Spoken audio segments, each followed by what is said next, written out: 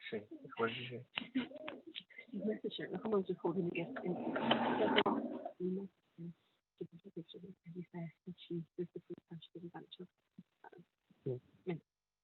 and they said, well, how do you know what it is? Open it up so I can see. She's like, oh, you come for me too? It's like our entire wall is covered in jigsaw puzzles. We have very messy wall paper or whatever, and we just covered it with jigsaw puzzles. She's so excited.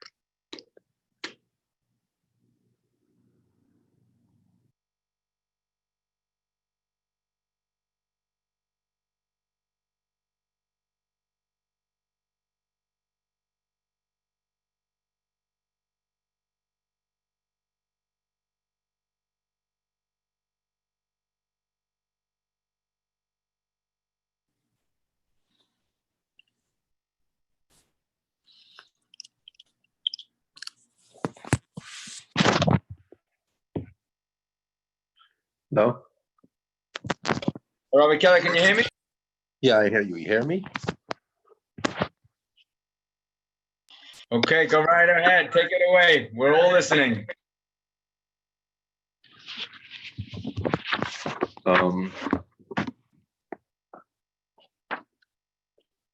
So we're holding Halacha Zayin in Perek Aleph of Hilchas Beis Abchira. We're going to try to finish till Perek Gimel. We'll see. Maybe we'll get a little further. The Rambam mentions that you make in the Beis Mikdosh, you make 7 vessels, 7 utensils, a mizbeach for the oil, for other karbanos, a ramp in which you go up to the mizbeach, the wash basin, and its basis. And the Rambam is later going to explain some more details about the kir. It's very interesting in the end of Perek Gimel. And so these are all outside in the Azar, in the courtyard, which, as we'll learn in Perek K, the courtyard it doesn't have a ceiling. The Mizbeach, on the other hand, the Mizbeach to Ktoides, Halacha Zayin, Mizbeach for Ktoides, and a Menorah and a Shulchan, the candelabra and the table, Shlosh on the Seich HaKodesh, all 3 are in the Kodesh, Lifnei Kodesh HaKadoshim, in the Heichel. HaMenorah b'darei mismei lanichnas. The Menorah, since when you're entering the Heichel, you're facing west, the Shechina is in Ma'ariv. So when the Menorah is in the south, from the left of the one who enters, v'shulchan miyamin. The table is from the right. She'olav lechem aponim. Upon the table is the showbread, which the Rambam is going to describe at great detail in Chelik, in Perek Gimel, 3rd chapter. Ushneim betzad kodesh hakadoshim b'chutz. They are both outside of the kodesh hakadoshim. Mizbeach haktoides moshuch ben shneim lachutz, and the mizbeach haktoides is drawn from outwards, more towards the courtyard than those 2. So, in other words, those 2 are very close to the west of the Heichel. How close? We'll discuss in greater detail when we get to chapter 3, where the Rambam himself discusses it at greater detail. Now, what's interesting is that the Rambam doesn't mention the Aron. The Rebbe points it out. And also later on in chapters 2 and 3, where the Rambam discusses different utensils of the Mishkan, the Rambam doesn't mention how to make the Aron, what size it has to be. Regarding all the others, the Neira, the Shulchan, and the Mizbeach, the Rambam is going to tell us what size it has to be, what's the length, what's the width, what's the height. But regarding the Aron, he doesn't tell us these laws, even though they're explicitly mentioned in Chumash. Only in chapter 4, in the beginning of Perek Daled, Aloha Aleph, the Rambam mentions the fact that there was an Aron, and that it was hidden during the times of the era of the Beis Hamikdash. And the Rebbe explains that we all know that towards the end of the first Beis Hamikdash, one of the last kings that they had, after him there were two more kings, there were three more kings. So, and he was the father of their father or grandfather. So the King Yoshiyahu decided to hide the Aron because he knew that the Beit HaMikdash is ultimately being destroyed. There were already prophecies about it, both from Yeshaya and even from Yirmiyah. So the Rebbe points out that the fact that Yeshayahu had hidden the Aron, which is explicitly mentioned in these prophets, and believe it in Parshas Tumah are meant to be taken literally. That the purpose of making the Aron and bringing it in the Kodesh HaKadosh, it is only for the mere, only for the purpose that there should be that this should be the place where the Eibishter God had designated to talk to Moshe Rabbeinu, and that's where most of the Torah was handed over to Moshe Rabbeinu. Once this was accomplished, and it's never nullified. So we no longer find a commandment to make the Aron, and therefore the details about how it was made is not brought down in the Rambam, because the Rambam is only a sefer of halachos, only of laws, which is historical information is not with the Rambam. The Rambam is only concerned with halachos that tells you what you have to do, those that pertain to details that you have to do. Once the first Beis Hamikdash was built, which is when the Aron was brought to the Kodesh HaKadosh in Yerushalayim, there's no longer a command that the Aron must be there. The fact that when Mashiach comes, Mitzvah Hashem will be revealed, we'll have the Aron, that's again a historical fact, but there's no halach in it. There's no halachic requirement for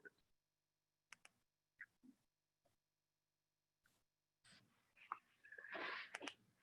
The Rambam continues. Okay, so now we told you which utensils you make in the Mikdosh. Now he's going to tell you what you do in the Azara, the courtyard. Remember in Halacha 5 we mentioned about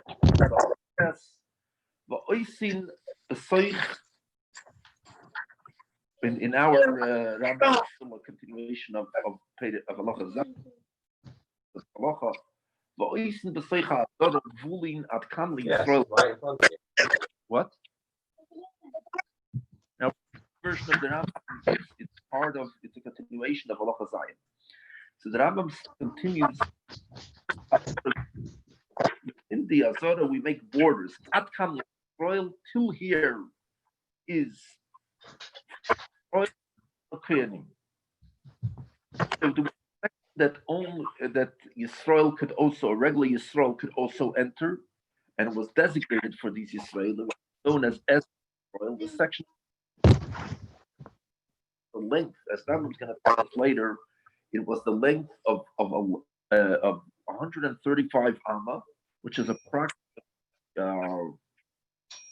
100 and change, and it was the width of 11 amma, which is about 17, 18 feet.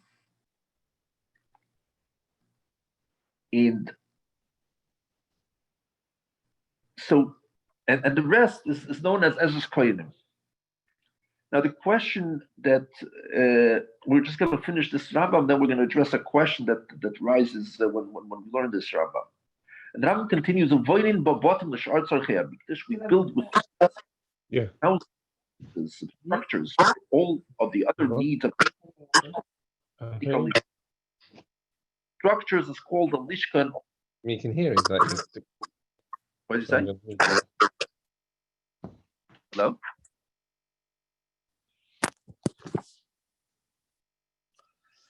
So now the question is, avoiding ba in it means in the Azara.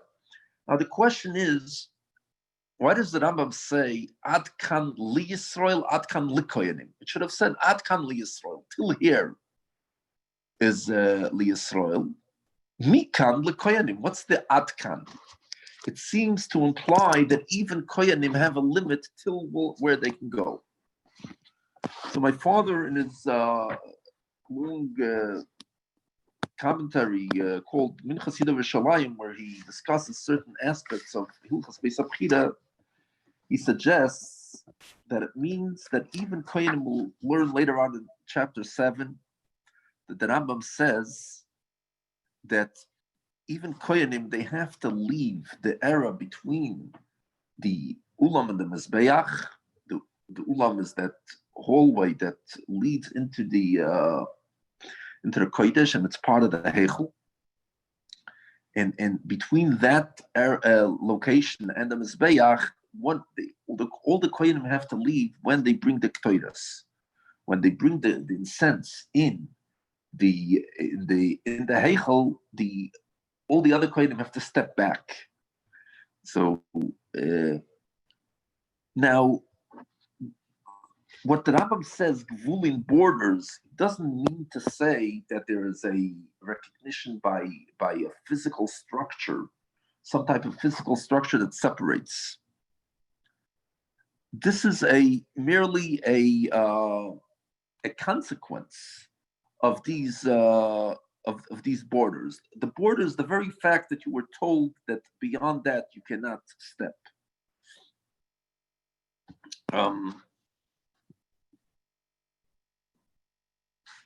And now, first, the Rambam is going to describe the building in Halacha Tes.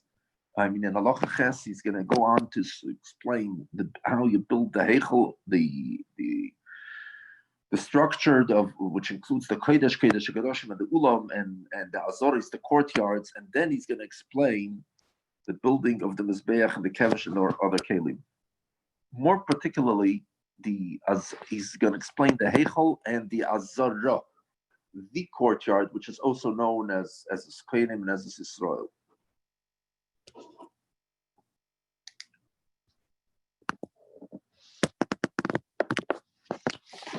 So the Rambam says as follows: when you build the Heichel and the Azara,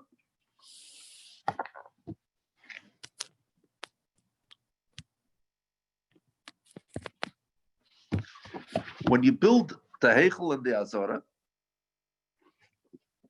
and the courtyard, we build in big big rocks. If you didn't find rocks, then you build with bricks. We do not we don't break down the rocks with which we're going to build into smaller and within the mountain, the Temple Mount. We have to fix them. We have to that it should be a certain measurement. So how do we do? We do it, and from the outside, and then we bring it into the building. How do we know that it's made out of cut stone? It says Shenemar. It says in the pasuk when describing the base of Mikdosh and Shlomo built avonim gdolos. It's big rocks. Avonim yukores, precious stones. Liyasid abayis avnigozis. To establish the house, cut stones. V'oimer. And another pasuk says, "V'akevis v'agaz and kol b'klei barzel." and that hammers and other cutting tools, any tools of iron like nishma b'bayis b'banoising was not heard in the house when it was built. So in the Gemara when in the Gemara Saita, when the Gemara brings a brisa, a Tanoic source, which was learned outside of Beis Medrash because it wasn't incorporated in the Mishnah.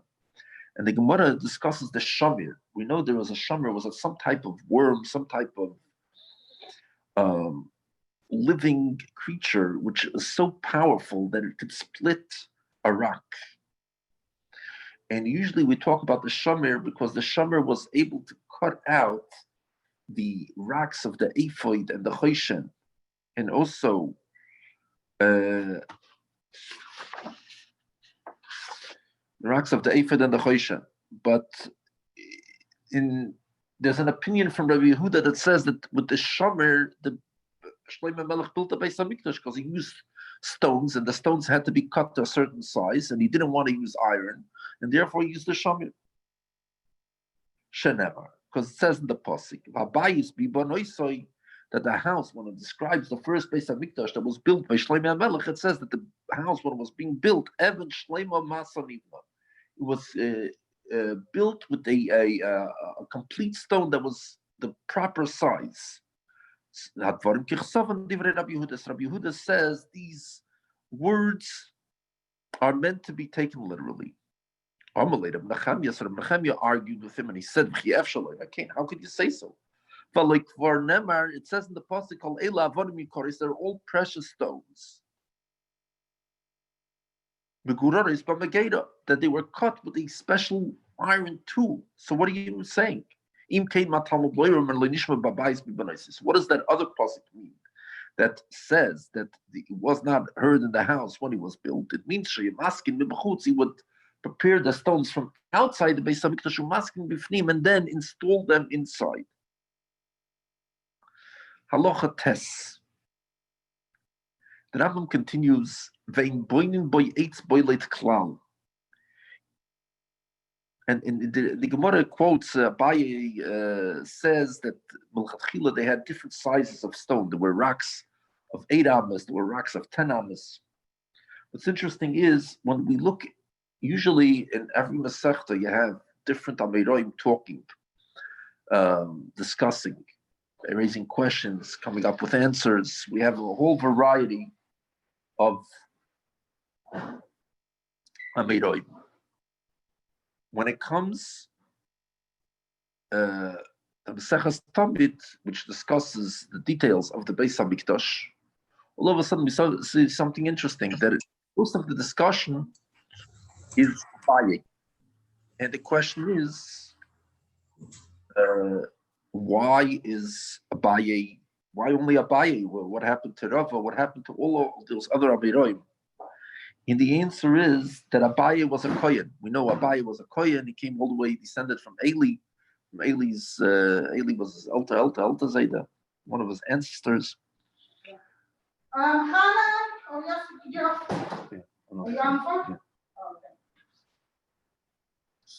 So because he was a Kohen, therefore he cared more about the details of the Beis Hamikdash and the Avodah, how it had to be done, and that's why he's the one discussing, raising the questions, giving the answers.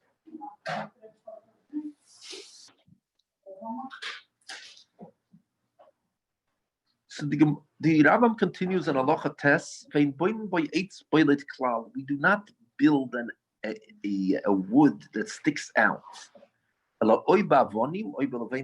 either with rocks or with bricks and plaster. You do not make porches of wood in the entire Azara, entire courtyard, either rocks or bricks. There's an interesting asag of the Ravid. The Ravid argues with the Rambam. Omer Avram, the Ravid says, we know there was an office where the Kohen Gadol used to go It's known as Lishkas Kein Godel, and it was Lishkas Ha'etz, a Lishka of wood. V'simchas Beis HaShe'eva makifin kol hazorah gzustra. Likewise, during the Simchas Beis HaShe'eva, we used to surround the entire courtyard with a porch. On the second floor, they used to make steps on the second floor. The women used to sit on the second floor, and they used to watch the actual dancing that used to take place. The big sages used to dance with juggle all kinds of fire flames. And so the men were downstairs in the Ezras Nashim in the women's section, and the women were actually upstairs on these porches. And these porches were porches of wood. Eloloi Asra Torah collates. So the Ravid says the Torah did not prohibit any wood. Ela Eitzel Mizbech Havaya, only next to the Mizbech of Hashem, be Ezras Koyanim Mishar Nekoner Lufnim. It's the Ezras Koyanim or even Ezras Yisrael from the gate of Nekoner inwards, which means from Ezras Yisrael. But however, with the courtyard of the women and Temple Mount, it is permitted. And we see that the Rambam also agrees to this law. As a matter of fact, the Rambam doesn't even discuss the details of the Harabayis yet or the Ezras Noshim. All of that he discusses in chapter 5 onwards. Till now, and but in these halachas, chapter 1, 2, 3, and 4 will deal just with the Heichel on the Azar. The Rambam continues, what's by us, halacha yud, kol Azar, bavorim yikoris. We make the floor of the entire courtyard with precious stones. Vim nekro even. If a rock is removed.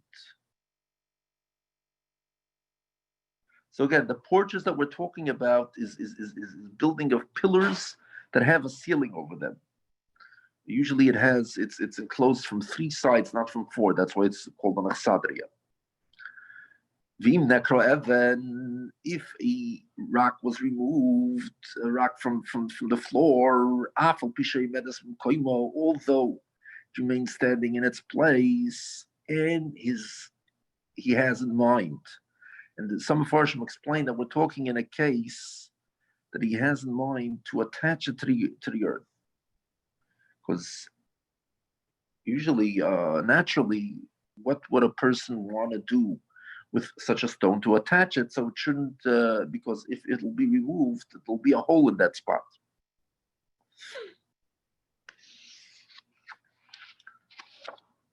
So, Hoilven is but since it was ruined, it's now detached from the floor.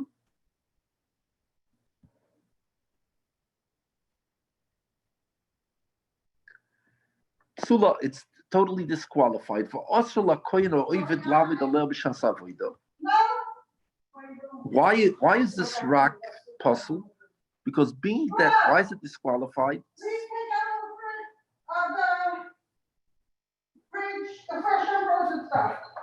Since it's detached, since it's detached, so therefore it's chatzitza. It blocks. It's the rock is a choitzitz. It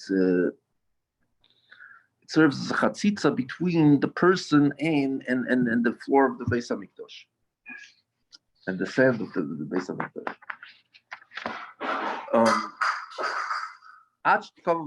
It was established in the earth. But what happens?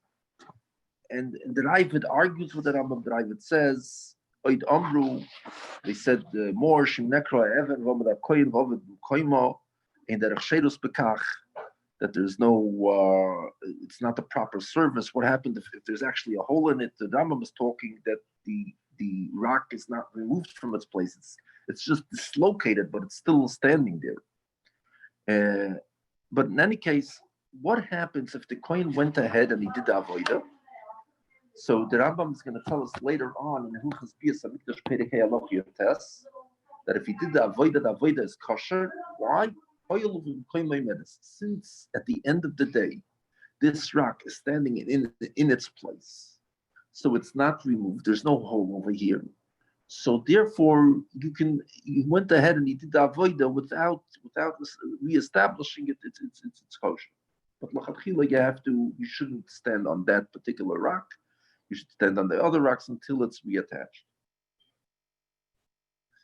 The Rambam continues. Mitzvah min hamuvchar, the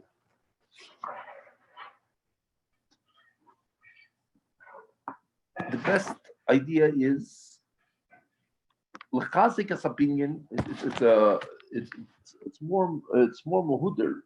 It's more nicer to strengthen this building and to make it higher according to the power of community. Shenemar, it says in the pasuk, to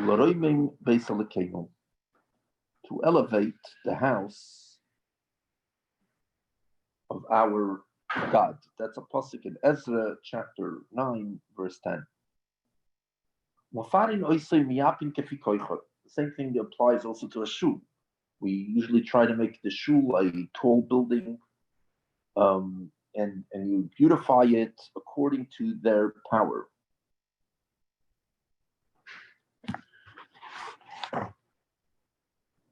If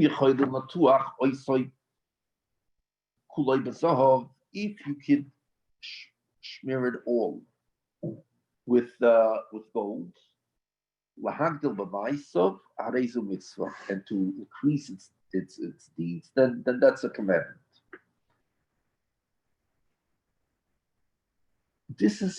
We're talking from the inside of the Beis Hamikdash, from the inside of the Heichel. However, the outside of the Heichel was covered with marble stones. The Gemara tells us the story that when Hordas built the Beis Hamikdash, renovated the Beis Hamikdash, and he had built it with different colors of marble stone, white, blue, and green. And he built it in a way that it can receive plaster. And figuring that on the plaster he would put the gold. He would gold plate it. And the Chachamim told him, no, keep it this way, because this way it looks nicer. It looks like the waves of the sea, the ocean.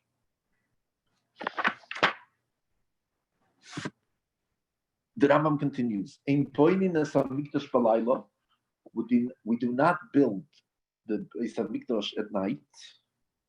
Shenemar, it says in the pasuk, in the day he established the Mishkan. You can put up the Mishkan during the day, not at night.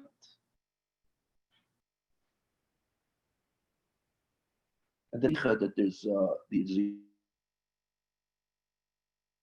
Yuma that says that if it was established at night, it is now disqualified to bring a carbon during the day.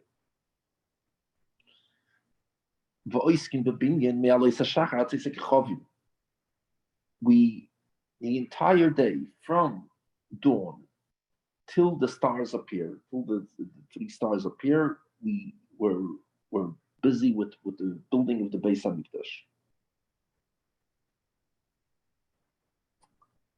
There's a Toisus in Bab Metzia, Perek Gimel, Daf Perek Gimel Amud Beis, the Ramasal Poel. There's a Perek Asoicher as Hapoel.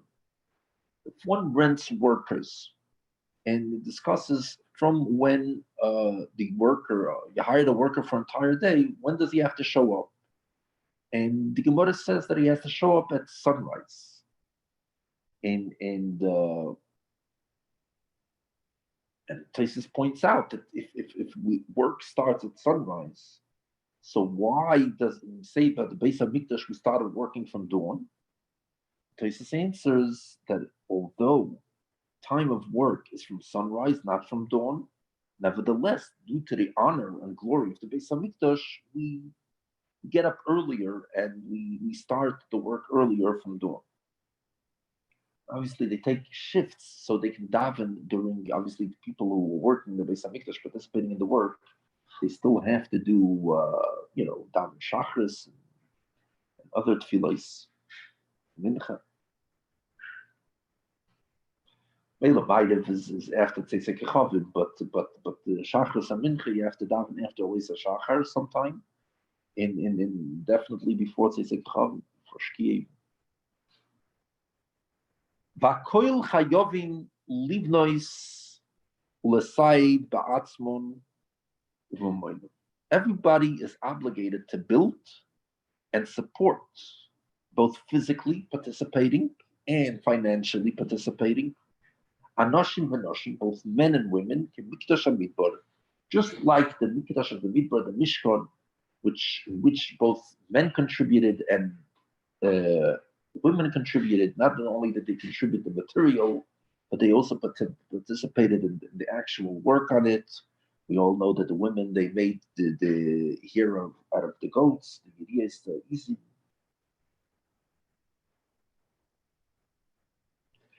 Why is it that women are also required? And also, didn't we just say that you cannot build the Beis Hamikdash during the night? In general, we have a law saying that if there's a mitzvah esa shazman grama, a mitzvah esa that time causes it. In other words, there's a time that you're allowed to do it and required to do it, but then there's another time that you're not required to do it, and maybe not even allowed to do it. So then, a mitzvah esa shazman grama, women are not obligated. And here is a mitzvah esa which seems to be a mitzvah shazman grama, and yet we said, Rambam said that women are also obligated. Now, the reason that everybody has to participate is because the definition of the building of the Mikdosh obligates that its building should be through the community, va'asu, and they shall do it. The asiyah of Klal Yisrael. Therefore, it has a connection to all men and women. Although women are absolved of fulfilling a mitzvah says a positive command, shasman drama, at the time.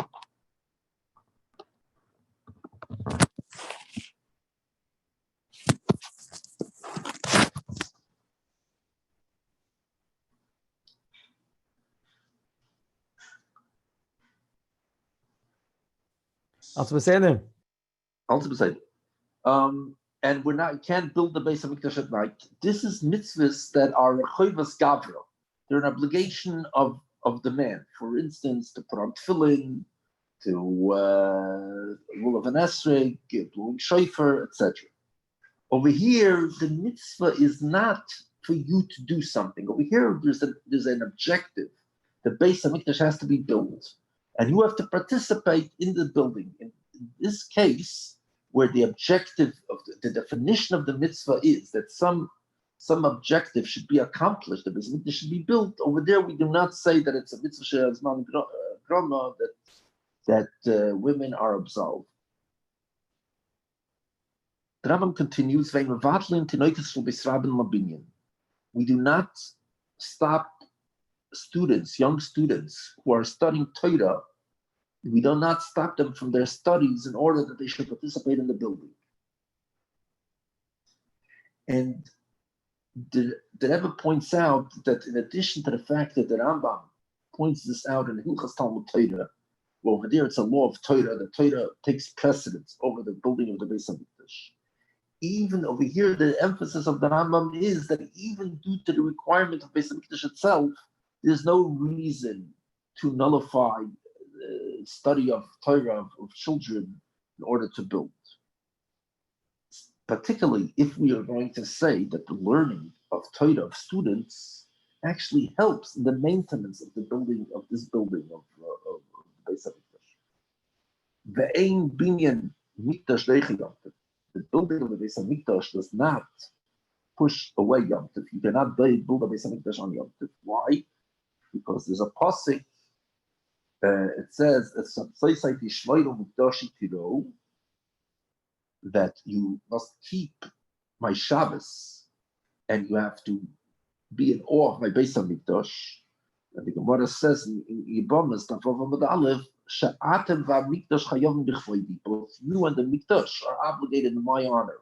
And since that's the case, therefore, when it comes to God's honor, that Yom Tov and Shabbos should be observed versus the Beis Hamikdash should be built, the Yom Tov and Shabbos, which is God's honor, takes precedence.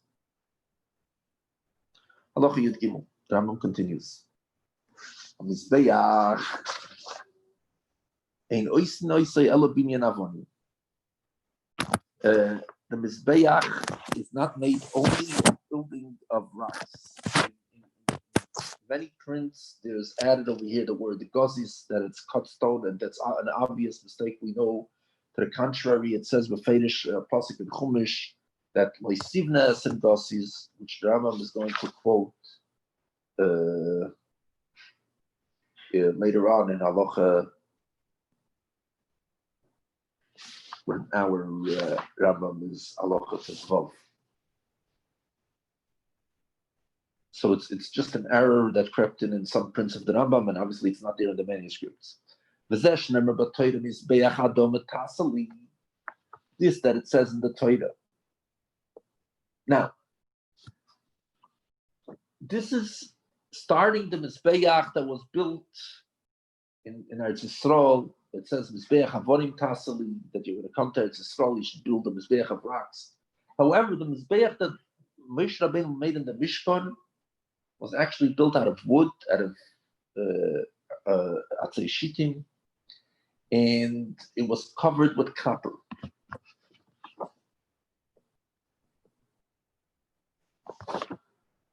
So this that it says in the Torah, a Mizbeach of earth you should make for me. What's interesting is, in the end of Parshas Yisro, it says Mizbeach Adom Tasali. After talking about the building of, after the Eibush gave the commandments, 10 commandments to the Yidden, it says that Mizbeach Adom Tasali.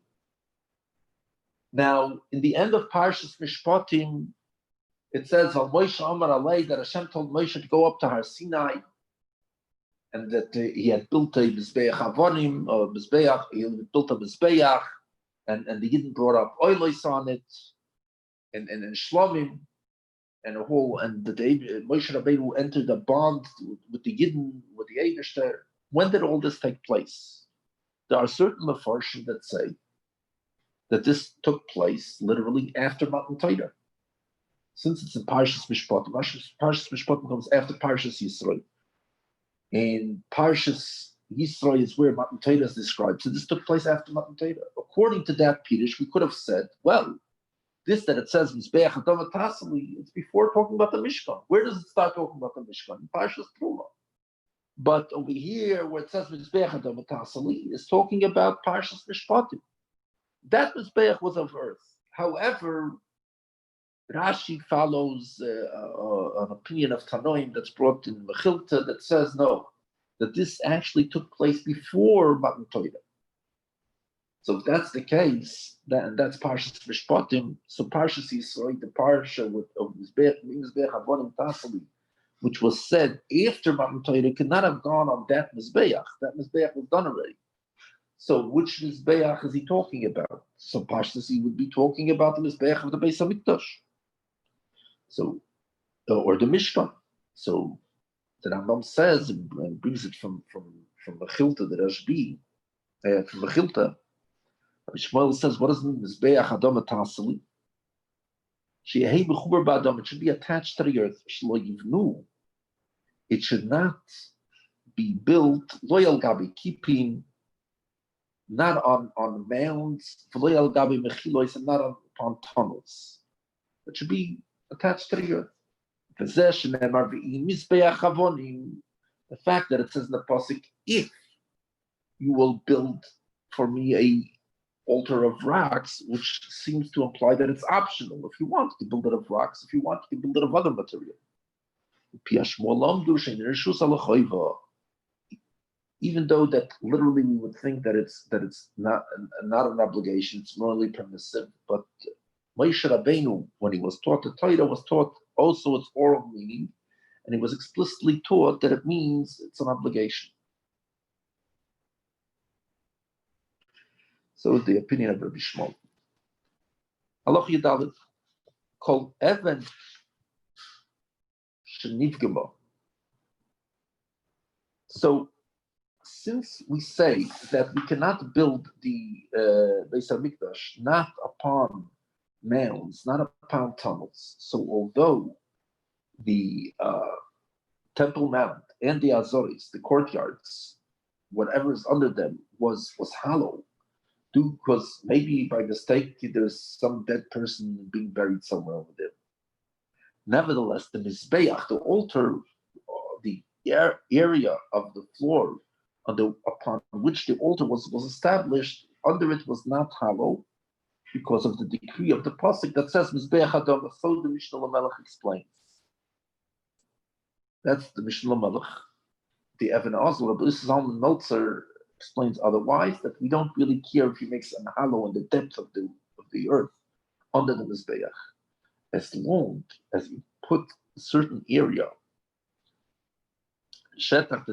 where the earth remains the way it is. If they dug under it and it was attached to the mounds of the entire Harabayis in the courtyards, then it's okay. That's what the Evan Osler wants to say. But Mechilta de Rashbi, which is a Tanoic source which was published after the Evan Osler published his commentary on the Rambam, it says clearly, a mayor says under the Azores it was hollow. However, the Mizbeach was attached to the earth, which is clearly like the Mishnah Lamelech.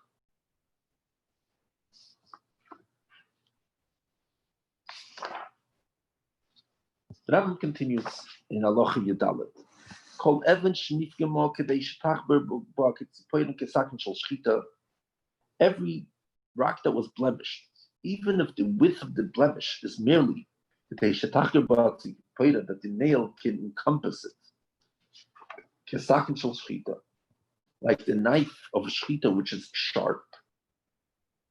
By a knife of shchita, also the shear is of a blemish that makes it that you cannot prima that disqualifies from slaughtering with that knife is shetachir b'atzipoiren. It's disqualified for the ransom for the mizbeach.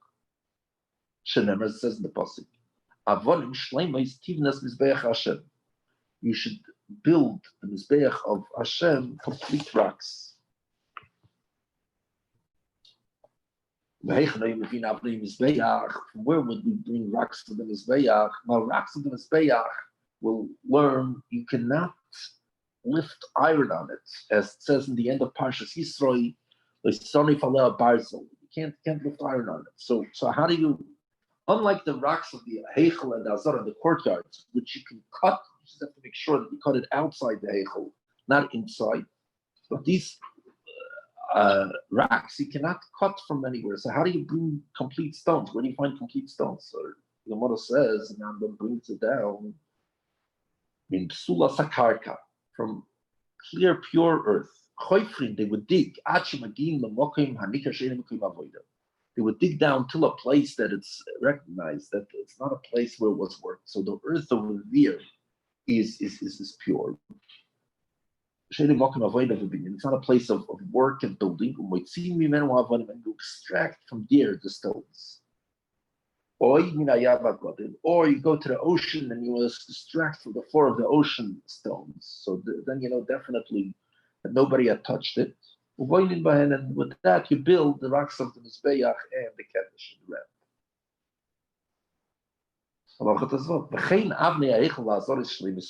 Likewise, the rocks of the Heichel and the courtyards were also complete.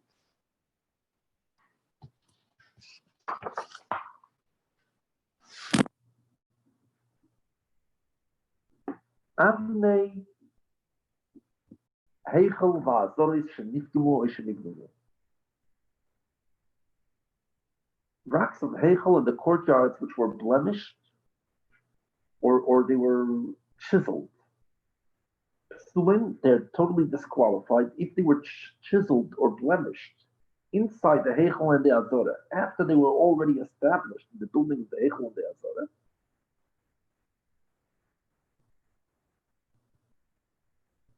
Soon they're disqualified by Eilam Pidyoim, and you cannot redeem them. And Lemignosim, they are now put the kniza there, hidden away somewhere, not to be used ever again.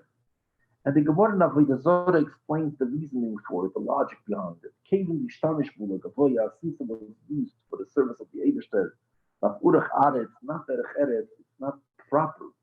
That a simple man should use it.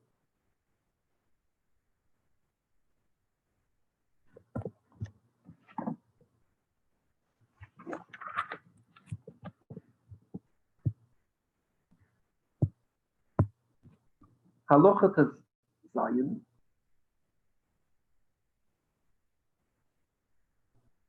In our Rambam, in our prince, it's a continuation of Halacha to Zvav. Kol Evan Shnagabo Halacha Barzel. Each rock that iron touched it. Afal Pishalay Nivgema. Although it was not blemished, it's disqualified for the building of the altar, in the building of the ramp. It says in the pasuk, because your sword you raised over it and you have desecrated it. And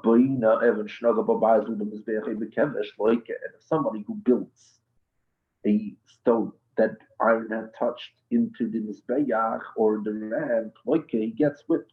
It says in the pasuk, you shall not build them of cut stone. However, if you build a blemished stone, but the stone was not touched by iron, then he merely transgresses on a positive command in which it says that avonim shleim is tivna. You should build complete stones.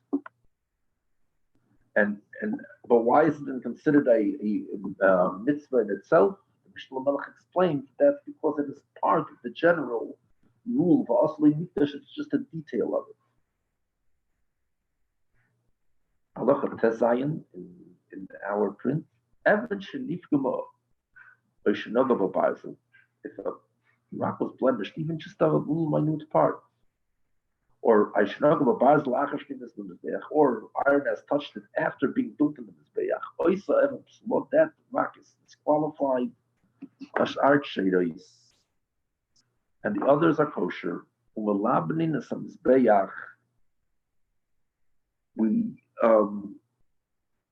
We smear it with plaster. We smear the mizbeach with plaster.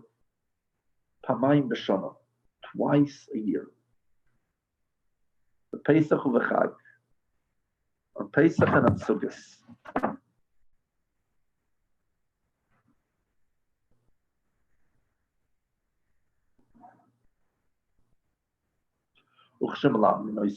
And when we smear with plaster,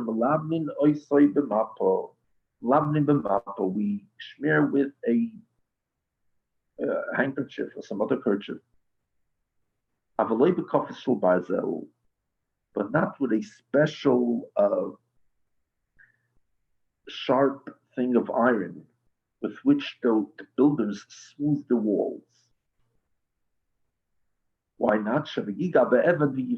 Lest it will touch the rock and it will disqualify.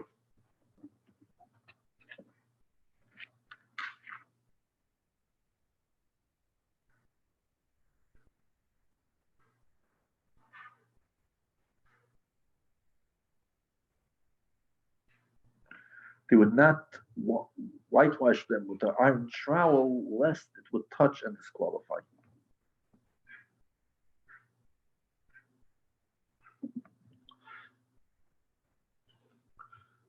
Halacha Yedzayim.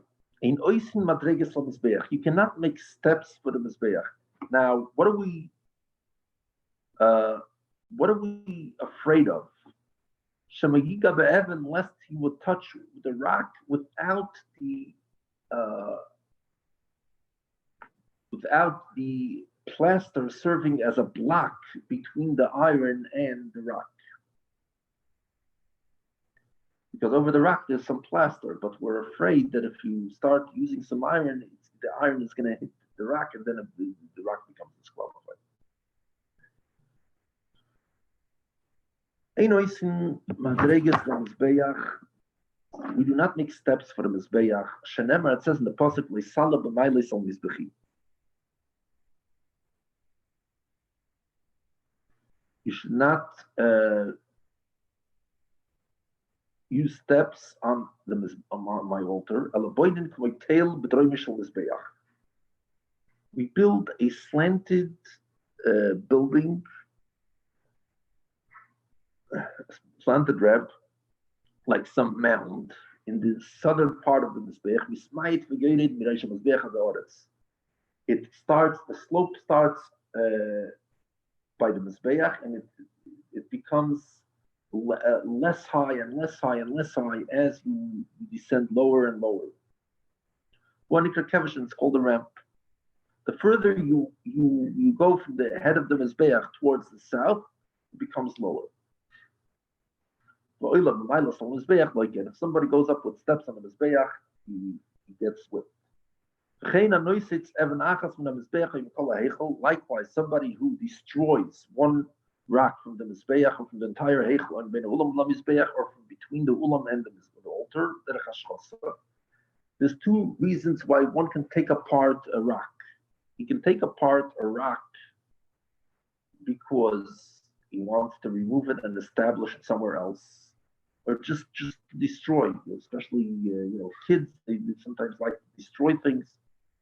So if a person does it in a manner of destruction, like he gets whipped, and it says in the pasuk regarding altars that goyim worshipped idols on, it says when he touched them, you should destroy their altars. You should not do so to God, your Lord.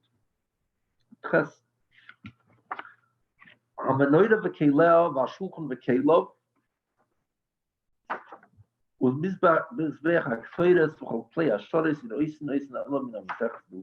the Rambam says a very interesting halacha. We know the menorah has to be of gold, and we'll learn later on the Pei Gimel that the menorah has to be of metal. But what about other kalim that existed in the Beis Hamikdash, the shulchan, the mizbeach? Are they also have to be from metal? So besides for the mizbeach, achitza, the outer mizbeach, which is made out of rocks, all the other kalim, says the Rambam, we have to make out of metal. Menorah v'kelel, the shulchan v'kelel, shulchan and it's the menorah and all its accessories. The shulchan, the table and its accessories v'kelel, u'mizbeach hakfeides, and the incense altar which was inside the heichel, v'chol klei hasharis, and all utensils of service. We can only make it from metal. Now, what is considered metal? So we have Chumash Bamidbar Parshas Matos, chapter 31, verse 22, where Elazar mentions different utensils that have, if they were used by goyim, you have to cleanse them. It says, it mentions them by name: gold, silver, and copper, and iron, and tin, and lead. Those are the 6 metals. They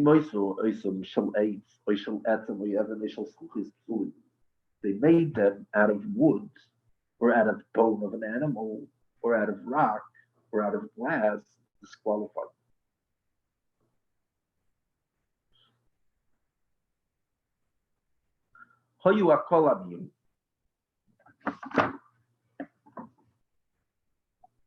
Now we know the shulchan and the mizbeach haktoides, they were actually in the mishkan, they were made out of wood, and they were only covered gold, as it says befeidish in the pasuk. Yet, concerning the needs of kleishares, the main thing is the cover. But regarding tumah, for instance, we say in the end of Masechah Skiga that, to the contrary, that the tzipoy is nullified towards them. But as far as externally, what does it look like? When you see something that's gold plated, you say that it's a gold vessel, even though the inside might be of wood.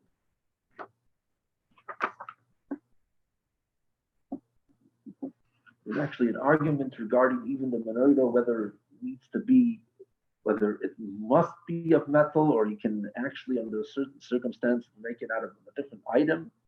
So an argument between Rabbi and Rabbi Yosef Rabbi Yehuda, and the Rambam rules like Rabbi, the price for Rabbi Yosef, because exactly what the opinion of Rabbi is also a matter of dispute.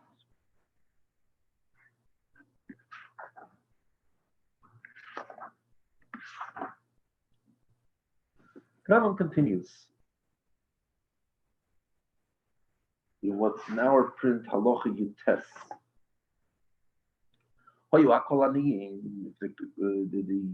The congregation were poor, you can make it even of 10.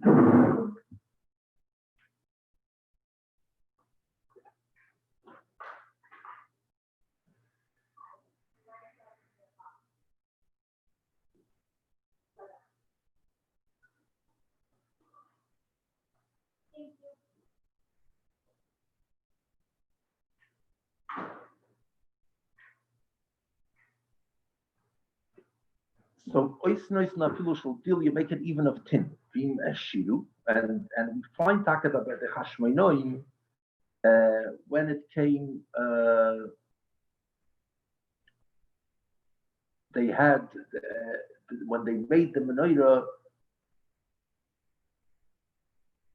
they after conquering from the Greeks held on to the base of Mikdosh for 3 years. They brought pigs on the altar and whatnot. And when the Yidden conquered the base of Mikdosh, they cleansed the base of Mikdosh and they dedicated the menorah. That's why it's called Hanukkah. We celebrate Hanukkah. But they didn't have gold at the time, and they made it out of iron and they covered it with tin. And then when they became richer, they made them silver. And when they become richer, then they'll make it again out of gold. The Rambam continues,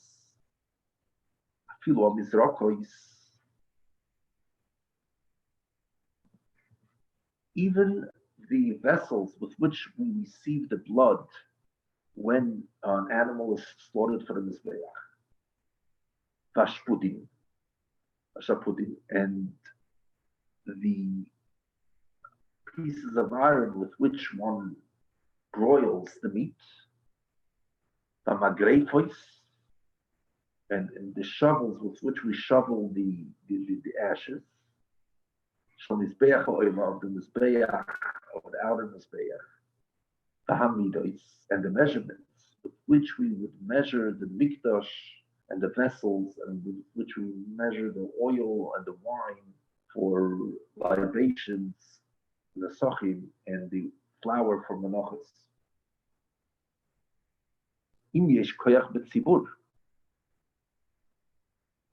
If there is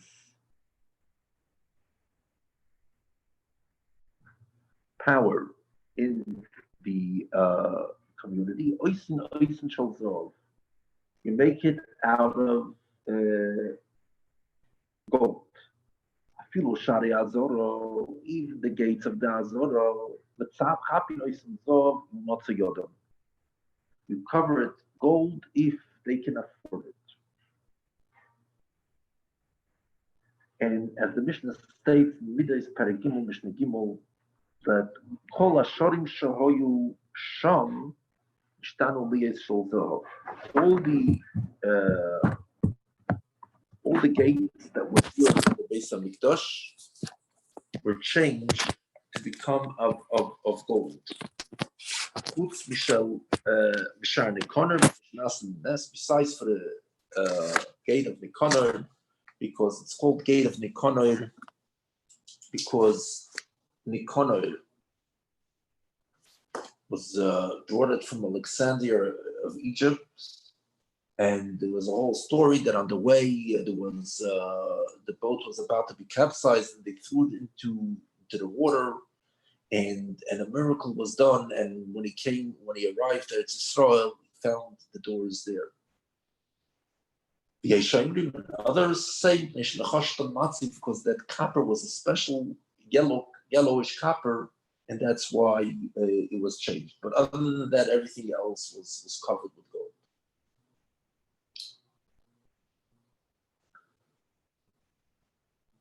Halacha Chof, ein oisin kol hakelim mitchilosan ala Shem HaKodesh.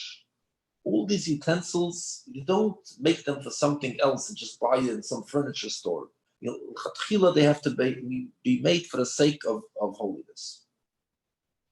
V'im nasu mitchilosan lahadyoy. If to begin with, they were done for a simple man, ein oisin legavoya. We don't make them. We don't rededicate them to Yevishter. And a utensil that was made milchatchila for the Yevishter, actually nishtamish ben gavoya prior to the Yevishter using it in the base of Mikdosh.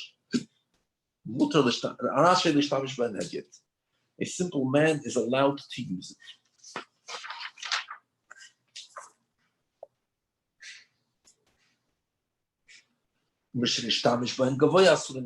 Once they used it